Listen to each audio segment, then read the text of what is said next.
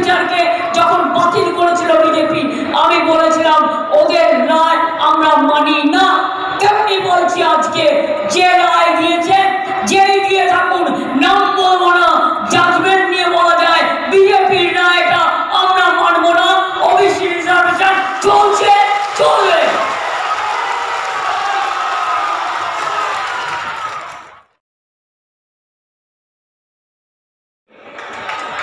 কি বলছি বাবুরা?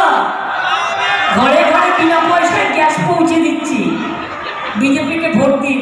এটা নাকি বিজেপির গ্যারেন্টি। আমি বলি নো গ্যারেন্টি, 420।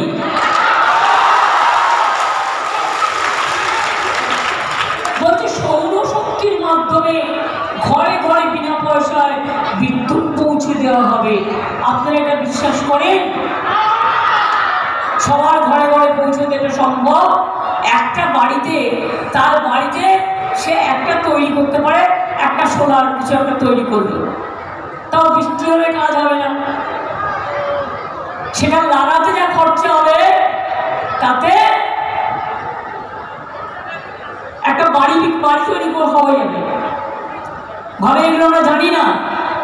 সৌরশক্তি দেখাচ্ছে আমায়, এতগুলো মানুষকে সৌরশক্তি দিয়ে বিদ্যুৎ দিতে গেলে 1000 বছর লাগবে। ততদিন আপনারা থাকবেন তো?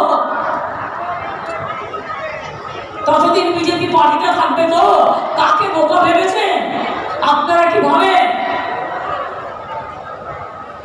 যে আমরা সবাই রাজা আর আপনারা সবাই সাদা? ভাবেন কি নিজেদের? বিনা পয়সায় গ্যাস দিচ্ছে। গ্যাসের দাম কত? কত দিয়ে কেনেন? বিনা পয়সায় দিচ্ছি চাল। 1050-এ গ্যাসে ফুটছে বিনা পয়সার চাল। বাবা আনন্দলাল বলছে বিনা পয়সায় গ্যাস দিচ্ছে।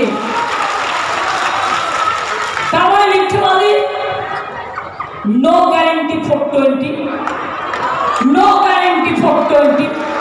সকাল দুপুর বিকাল সন্ধ্যা ইউটিউব থেকে শুরু করে কতগুলো মাফিয়াবাজ, ধান্দাবাজ, দাঙ্গাবাজ কোটি কোটি টাকা খরচ করে 100 টাকা রোজগার করে যারা 100 দিনের কাজ করেছে তাদের টাকা দিতে পারে না।